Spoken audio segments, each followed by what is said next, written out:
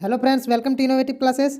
Friends, आज हम लोग क्लास 10 का सामाजिक विज्ञान का सेट 3 जो प्रथम शाब्दिक परीक्षा है 2021 से 22 सेशन के लिए, तो उसको आज हम लोग सॉल्व करने वाले हैं। इससे पहले हम लोग सोशल साइंस का 2 सेट और साइंस का और मैथ का सेट हम लोग सॉल्व कर चुके हैं। इस चैनल में आप लोग को बोर्ड की बहुत अच्छे से सभी सब्जेक्ट की तैयारी कराई जाएगी, ठीक है। तो अगर आपने अभी तक इस चैनल को सब्सक्राइब नहीं किया है तो सब्सक्राइब कर ले। तो चलिए हम लोग इस सेट को बनाना स्टार्ट करते हैं। देखिए, पहला क्वेश्चन है, फ्रांस की क्रांति कब हुई थी। तो फ्रांस की क्रांति कब हुई थी? 14 जुलाई 1789 ईस्वी को, ठीक है। फ्रांस की क्रांति का अग्रदूत किसे कहा जाता है? तो इसका आंसर होगा रूसो, ठीक है। थर्ड नंबर है, बिस्मार्क जर्मनी का चांसलर कब बना? तो इसका आंसर होगा 1871 ईस्वी में, ठीक है। फोर नंबर में है, पहले तुम मनुष्य बनो उसके बाद किसी देश के नागरिक या अन्य कुछ। यह कथन किसका है? तो यह कथन किसका है? रूसो का है, ठीक है। 5 नंबर का क्वेश्चन है, विश्वकोश नामक ग्रंथ की रचना किसने की है? तो इसका आंसर क्या हो जाएगा? दिद्रो, ठीक है। 6 नंबर में है, डिस्कवरी ऑफ इंडिया नामक पुस्तक के लेखक कौन है? तो इसका आंसर होगा पंडित जवाहरलाल नेहरू, ठीक है। 7 नंबर का क्वेश्चन में है, यह कथन किसका है? तुम मुझे खून दो मैं तुम्हें आज़ादी दूंगा। ये तो बहुत ही फेमस नारा है, ठीक है। यह किसने कहा था? यह सुभाष चंद्र बोस ने कहा था। 8 नंबर में, बंगाल का विभाजन कब हुआ? तो बंगाल का विभाजन कब हुआ? 1905 ईस्वी में। 9 नंबर में, संताल विद्रोह के नेता कौन थे? तो इसका आंसर क्या हो जाएगा? सिद्धो और कान्हो, ठीक है। 10 नंबर का क्वेश्चन है, खिलाफत आंदोलन के प्रमुख नेता कौन थे? तो इसमें कौन सा ऑप्शन हो जाएगा? मौलाना मोहम्मद अली और मौलाना शौकत अली। ये जो ख नंबर है ये टिक हो जाएगा, ठीक है। 11 नंबर में क्वेश्चन में बोल रहा है कि हमारे पर्यावरण में उपलब्ध प्रत्येक वस्तु जो हमारी आवश्यकताओं को पूरा करने में प्रयुक्त की जा सकती है और जिसको बनाने के लिए प्रौद्योगिकी उपलब्ध है, जो आर्थिक रूप से संभाव्य और सांस्कृतिक रूप से मान्य हो, उसे क्या कहते हैं? तो देखिए, जो भी चीज़ हम लोग के लिए हम लोग की आवश्यकताओं को पूरा करते हैं उसे हम लोग क्या बोलते हैं? उसे हम लोग संसाधन बोलते हैं, ठीक है। 12 नंबर का क्वेश्चन में है, भूमि निम्नीकरण में निम्नलिखित में से किनकी भूमिका नहीं है?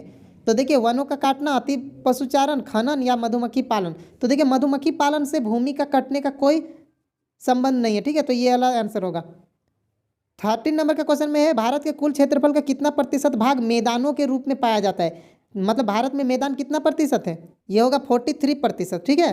14 नंबर में, लौह अयस्क किस प्रकार का संसाधन है? तो देखिए, लौह अयस्क जो है वो अनवीकरणीय संसाधन है, ठीक है। अनवीकरणीय क्या होता है? जो दोबारा नहीं मिले।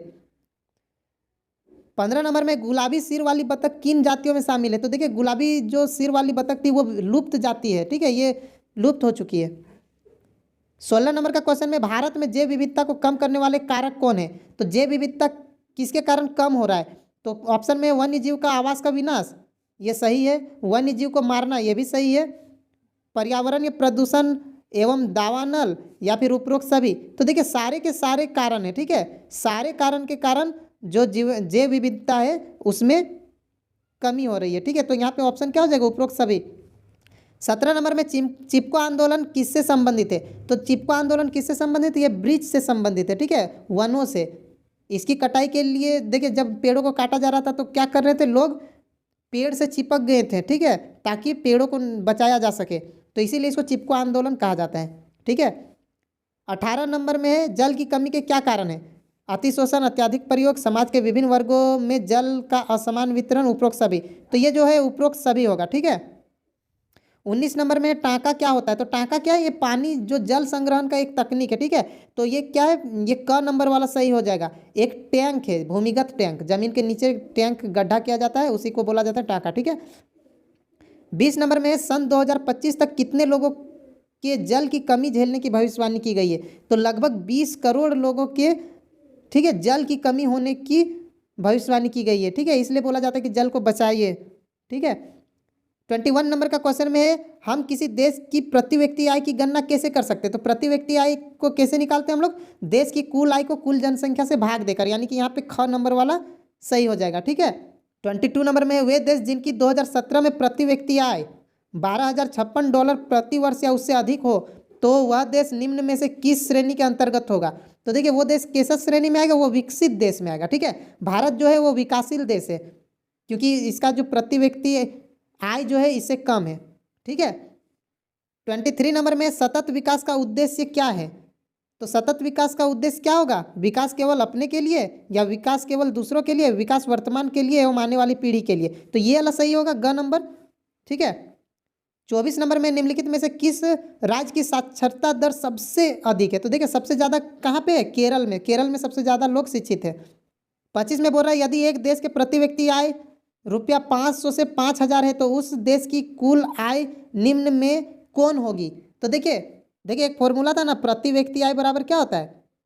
प्रति व्यक्ति आय बराबर होता है कुल राष्ट्रीय आय, ठीक है, कुल राष्ट्रीय आय, और बट्टा में होता है कुल जनसंख्या, ठीक है, कुल जनसंख्या। तो देखिए प्रति व्यक्ति आय यहाँ पे दिया हुआ है 500 है, इधर 500 और बराबर में कुल राष्ट्रीय आय, तो कुल आय तो वही निकालना है हम लोग को, कुल राष्ट्रीय यहाँ पे निकालना है, कुल राष्ट्रीय, कुल जो आय है कुल राष्ट्रीय आय वो निकालना है, और बट्टा में यहाँ पे कुल जनसंख्या, तो कुल जनसंख्या बता दे रहा है 5000।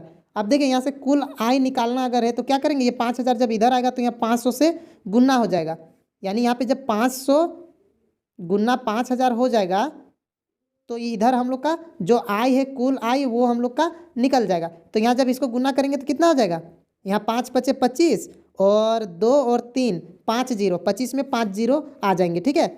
तो यहाँ पे आंसर क्या हो जाएगा, 25 में 5 जीरो मतलब 25 लाख हो जाएगा, ठीक है। 26 नंबर में क्वेश्चन में बोल रहा है इनमें से कौन सा क्रियाकलाप द्वितीय क्षेत्र के अंतर्गत आते हैं? तो द्वितीय क्षेत्र में कौन आएंगे, तो द्वितीय क्षेत्र में आता है विनिर्माण, ठीक है, यानी कि ख वाला, प्राकृतिक उत्पादों का विनिर्माण के द्वारा बदला जाता है, ठीक है, ये वाला हो जाएगा। 27 नंबर में प्रच्छन्न बेरोजगारी का मतलब ऐसी स्थिति है जहां लोग क्या होगा, बेरोजगार हैं या नियोजित है लेकिन कम वेतन अर्जित करते हैं, नियोजित है लेकिन उत्पादकता शून्य है, वर्ष के कुछ महीनों में बेरोजगार है। तो देखिए यहाँ पे ये वाला ग नंबर वाला सही हो जाएगा, नियोजित है लेकिन उत्पादकता जो है वो शून्य है, ठीक है, मतलब काम पर तो लगे हैं लेकिन उत्पादन जो होना चाहिए वो नहीं हो रहा है, मतलब वो काम पर सिर्फ झूठ मूठ के लगे होते हैं, ठीक है। जैसे कृषि में होता है जहाँ 2 लोग से काम हो सकता है वहाँ 5 लोग काम करते हैं और उस तरह का काम नहीं हो पाता जितना 5 लोग करना चाहिए, तो उस तरह को ही बोला जाता है प्रच्छन्न बेरोजगारी, ठीक है। 28 नंबर में 14 तथा 15 वर्ष की आयु के स्कूल जाने वाले बच्चों कुल बच्चों का उस आयु वर्ग के कुल बच्चों के 7% क्या कहलाता है? तो इसका आंसर हो जाएगा निवल उपस्थिति अनुपात, ठीक है। 29 नंबर में संगठित क्षेत्र का सही अर्थ चुने। तो देखिए यह उन उद्यमों को शामिल करता है जहां रोजगार की शर्तें नियमित है, हाँ तो यही होगा नियमित है, ठीक है, क्योंकि संगठित क्षेत्र में सब रूल जो है वो नियमित होता है। अब 30 नंबर का क्वेश्चन देखते हैं, इसमें बोल रहा है कौन से क्षेत्रक को सेवा क्षेत्रक, तो सेवा कौन करता है, तृतीय क्षेत्रक करता है, ठीक है, जैसे कि बैंक हो गया, जैसे कि परिवहन हो गया, ये सब किस में आएगा, तृतीय क्षेत्रक में, ठीक है। 31 नंबर में बोल रहा है सत्ता की साझेदारी के क्षैतिज वितरण, देखिए एक क्षैतिज होता है एक ऊर्ध्वाधर होता है, ठीक है, तो साझेदारी जो होता है उसका क्षैतिज वितरण मतलब इस तरह से क्षैतिज होता है और ऊर्ध्वाधर ऐसे, मतलब जैसे अगर ऊर्ध्वाधर होगा तो कैसे होगा, सबसे ऊपर किसी का पावर होगा, उसके नीचे कोई आएगा, उसके नीचे कोई आएगा, और इसमें क्या होता है लगभग तीनों बराबर ही आते हैं, ठीक है। तो इसमें कौन सा आएगा क्षैतिज वाला में, तो इसमें हो जाएगा विधायिका, कार्यपालिका और न्यायपालिका, ठीक है। और ये जो क नंबर में केंद्र सरकार, राज्य सरकार और स्थानीय सरकार, ये ऊर्ध्वाधर वितरण में आएगा, ठीक है। 32 नंबर का क्वेश्चन है यूरोपीय संघ का मुख्यालय कहाँ अवस्थित है? तो यूरोपीय संघ का मुख्यालय कहाँ अवस्थित है, ये होगा ब्रुसेल्स, ठीक है। 33 नंबर का क्वेश्चन है सामुदायिक सरकार किस देश से संबंधित है? तो देखिए सामुदायिक सरकार किससे संबंधित है, जर्मनी से। अब देखिए 34 नंबर में बेल्जियम में डच भाषा बोलने वालों की आबादी कितनी प्रतिशत है? तो इसका आंसर क्या हो जाएगा 59%, ठीक है। 35 नंबर में है सत्ता की साझेदारी के ऊर्ध्वाधर वितरण में निम्नलिखित में कौन संबंधित है? देखिए ऊर्ध्वाधर वितरण हम अभी बता दिए थे, इसमें क्या होगा आंसर, केंद्र सरकार, राज्य सरकार, स्थानीय सरकार, ऊर्ध्वाधर हम बता दिए थे इस तरह से होता है, तो यहाँ पे ख वाला आंसर सही हो जाएगा, ठीक है। अब देखिए 36 नंबर का क्वेश्चन में बोल रहा है इनमें से कौन संघ सूची का विषय है, ठीक है, तो संघ सूची का विषय कौन सा है इसमें से? तो ये ख नंबर वाला जो है प्रतीक्षा, विदेशी मामले और बैंकिंग, ये संघ सूची का विषय है, ठीक है। अब 37 नंबर का क्वेश्चन देखते हैं, इसमें बोल रहा है कि हमारे देश में राजभाषा हिंदी को बोलने वालों का प्रतिशत कितना है, कितने प्रतिशत लोग हिंदी बोलते हैं भारत में, ठीक है। तो इसका आंसर हो जाएगा घ, ठीक है, 40%, ठीक है। 38 नंबर में भारत की अनुसूचित भाषाओं में झारखंड की कौन सी भाषा शामिल है? तो देखिए झारखंड की कौन सी भाषा है, संथाली भाषा, ठीक है। 39 नंबर में पंचायतों में महिलाओं के लिए कितने प्रतिशत आरक्षण का प्रावधान किया गया है? तो इसका आंसर हो जाएगा 50%, ठीक है। 40 नंबर में भारत में वास्तविक विकेंद्रीकरण की दिशा में एक बड़ा कदम उठाया गया है। कब उठाया गया? तो ये हो जाएगा 1992 में। ठीक है, ठीक है फ्रेंड्स, वीडियो अगर अच्छा लगा तो लाइक कर दें, और अगर आप इस चैनल पर नए हैं तो प्लीज़ सब्सक्राइब कर लें, और ज़्यादा से ज़्यादा अपने दोस्तों को भी शेयर कर दें। Thank you.